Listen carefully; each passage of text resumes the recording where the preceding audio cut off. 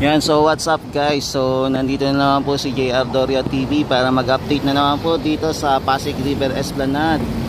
So nandito po tayo sa tapat po ng Arroceros Park pa rin po. So dito po muna tayo una mag-update at mag-iikot-ikot. So alamin natin yung sitwasyon ngayon dito sa area ng ginagawang Pasig River Esplanade Extension papunta pong Arroceros Park. Yan, so simulan na natin mga tropa kids.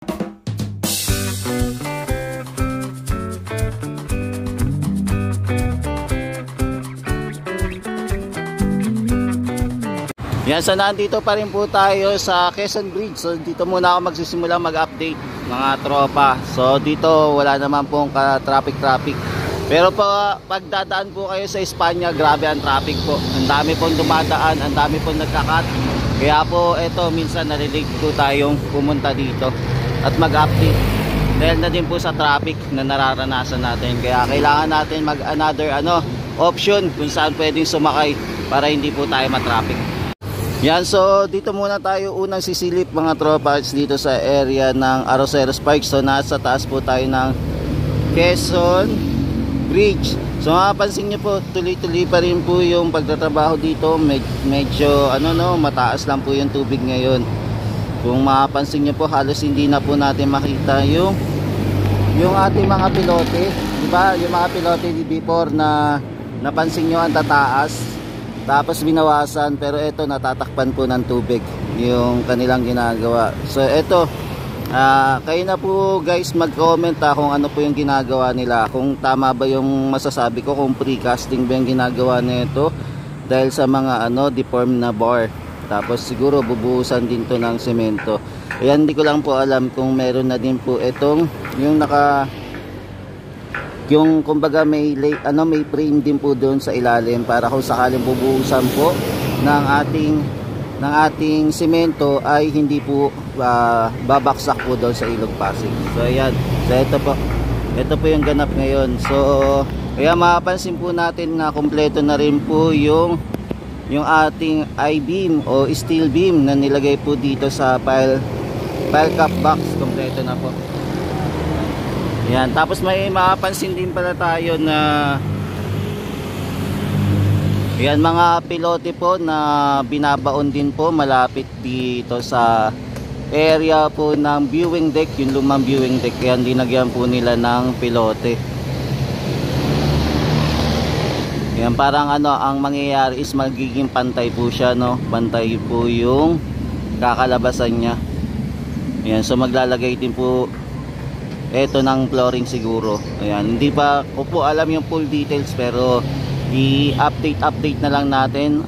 Balik-balik po tayo dito para makita natin kung ano yung ganap dito sa area. Tapos ayan mga tropa kids, nagkalat na naman po yung ating mga water lily dito sa area. Pero yung Ilog Pasig naman, kulay po niya is iba po yung kulay niya. Ano ba to? Brown, gray. Ayan, kaya na po sana kung ano yung kulay na itong Ilog Pasig natin ngayon. Pero malinis naman po siya, wala po tayo masyadong makikitang mga basura dito sa area.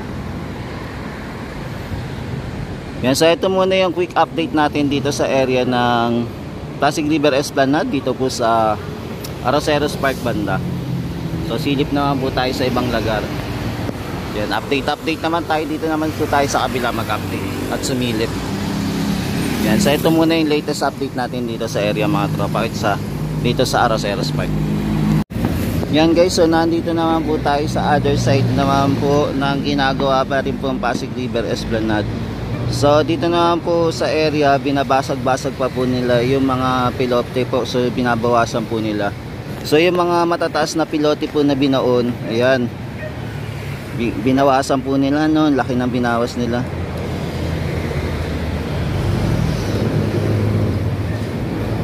So ito po yung ganap ngayon dito sa area. Yan, ganda po ng kalangitan ngayon, napakalinaw po. Ganda, sana po hindi po umulan katulad po kagabi na hindi na po tayo naabutan ng ulan nung time na nagba-vlog tayo.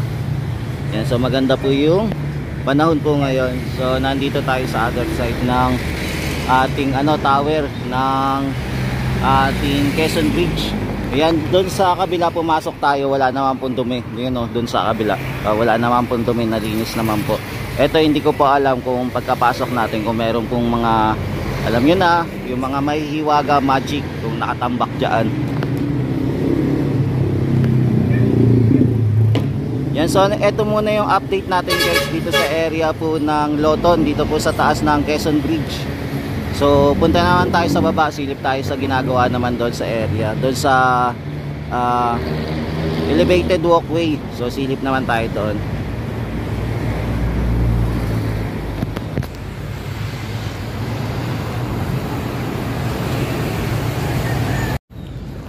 Yan, so mga tropa, dito naman po tayo sa area naman po na ginagawa na esplanade pa rin, elevated walkway, dito malapit po sa may informal settler naman po. Ayan.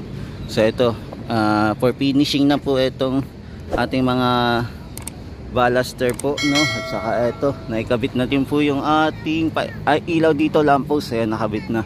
So kompleto na po. So ito po yung area ng ating Loton. Ayan, ferry station, dito po tayo malapit. Tapos ito, hindi pa naman po natatanggal yung mga file sheet or steel sheet. So wala pa po tayong update kung kailan po ito matatanggal naman para po ma-extend na itong project dito. Yan, tapos yung ating tugboat naka-park po muna dito, hindi po umaandar. Yan, tara, ikot-ikot po muna tayo guys, lakad-lakad tayo, silip-silip dito sa ginagawang project dito. Yan, so ito po yung project dito sa esplanade pa rin, dito sa elevated walkway. Yan, ganda na po. Diba, ganda-ganda na. So ikot-ikot lang tayo. Yan, silip-silip lang po tayo dito sa area. So ito na yung itsura po ng ating elevated walkway dito. Malapit po sa LRT1. Ayan, so ito na po yung itsura mga tropa kids. Yan, tapos nandito din po yung mga tambak na baluster. Ayan o, yung mga tambak po na baluster nandito po. Ayan, marami pa. Siguro kabilaan na din po ilalagay. Yan, tapos nandito pa rin po yung ating mga steel decks. So nandito po sa area yung steel deck. Ayan, hindi pa po na idudugtong. So ito po yung itsura nyan. Ayan, so ito po yung paligid ng ating viewing deck or elevated walkway. Yan, so ito na po. Unti-unti na pong gumaganda yung ating elevated walkway, boardwalk o pathway o walkway, kung ano man po ito tawag dito, basta ito dito po sa Pasig River Esplanade pa rin po. Yan, so maganda din po yung view dito, no, kung dito tayo tatambay. Yan, maganda din po. Tapos makikita natin yung Piate. Yan. So abangan po natin kung kailan po ito matapos, etong project na to. So ito po yung itsura niya mga tropa kids. Yan, so si Kuya, siya yung in charge ata dito sa pag-aayos, paglilinis. May mga dapat pa po palang ayusin dito, i-finishing, marami pa po. Yan, marami pang dapat i-finishing dito sa area. Yan, so nandito pa rin po yung mga buhangin natin. Yan, so punta na tayo sa kabila guys. At least nasilip na natin tong area. Yan, ngayon pong August 20 po, makapansin nyo po may clearing operation dito. Naglilinis-linis po sila mga tropa.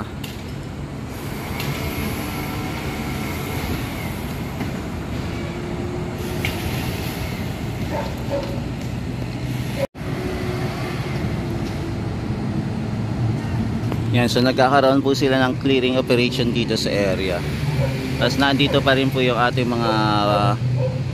mga columns po para sa footbridge.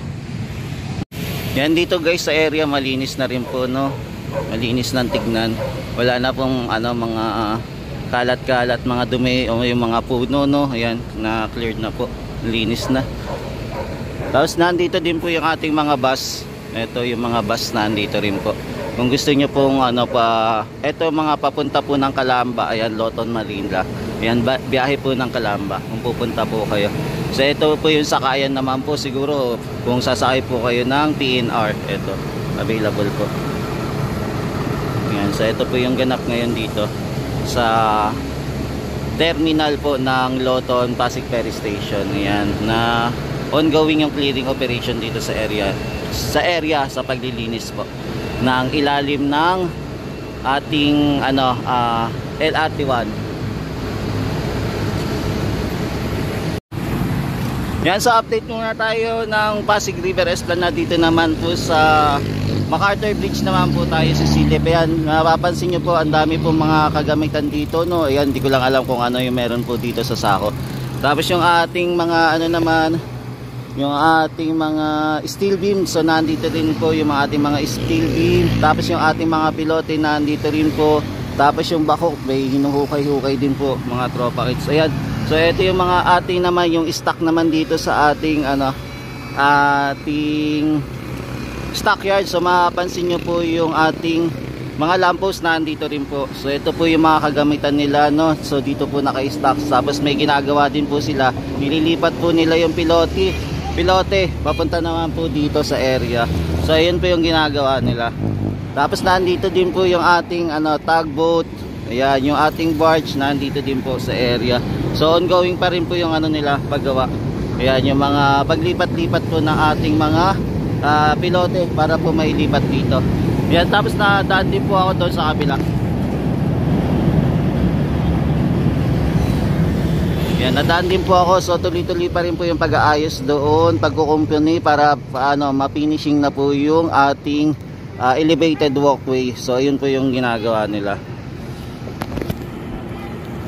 Yan, so ito muna yung quick update natin guys dito sa area. Tapos mapapansin nyo din po, no, ito pininturahan din po pala yung ating tulay. Etong railings po, yan, pininturahan din po.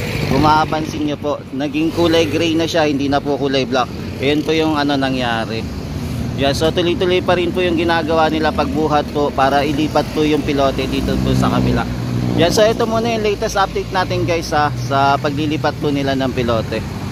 Ayan. Yan, ililipat na po nila dito sa area. Yan, okay. Yan, ito po na for the meantime mga guys. Yan, medyo mahirap-hirap din po yung pagbubuhat po ng pilote. Kailangan din po balance. Yan, lipat na tayo sa kabila guys. Yan, so ito bagong pintura po yung ating MacArthur Bridge. Yan, sorry napuputol. Ayan, pero mapansin nyo po, tuloy-tuloy pa rin po yung pagpipintura nila. Yan, sorry mga guys, medyo napuputol yung ating pagsasalita, pero ayan, para maipakita ko lang po sa inyo kung ano yung nangyayari dito, kung ano ganap. Yan, so dito naman po tayo sa other side naman po ng MacArthur Bridge. Dito naman po tayo sa silip. Tapos eto, mapapansin nyo po, medyo lumapit po yung ating backhook. Tapos eto, nandito pa rin po yung ating mga steel sheet or steel pile. Nandito po banda sa gilid.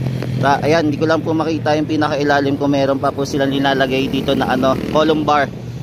So kailangan tayo pumunta doon para makita natin, no? Para masilayan natin. Tapos eto, tuloy-tuloy pa rin naman po yung mga ginagawa nila dito. Ayan, yung ating pader halos naka-curve na. Ayan, naka-curve na din po yung ating pader na ine-extend po yung expansion ng ating elevated walkway. Ayan, kung mapapansin nyo po. Ayan, halos konti ilang metro na lang aabot na din po dito sa MacArthur Bridge. So ito po yung ganap ka rin ngayong umagang ito, August 20, 2025. Yan, for the meantime, ito muna yung quick update natin mga tropa kits dito sa Pasig River Esplanade. Ayan, kung mapapansin nyo din po, medyo mataas din po ngayon yung tubig ngayon. Ayan, nakalubog po yung ating column at saka yung steel pipe. Ayan. Yan, maraming salamat guys. So ito muna si JR Doria TV, nag-update dito sa area ng Pasig River Esplanade. Malapit naman po ito sa Manila Central Post Office naman. Yan, thank you guys. Ingat-ingat po kayo and God bless.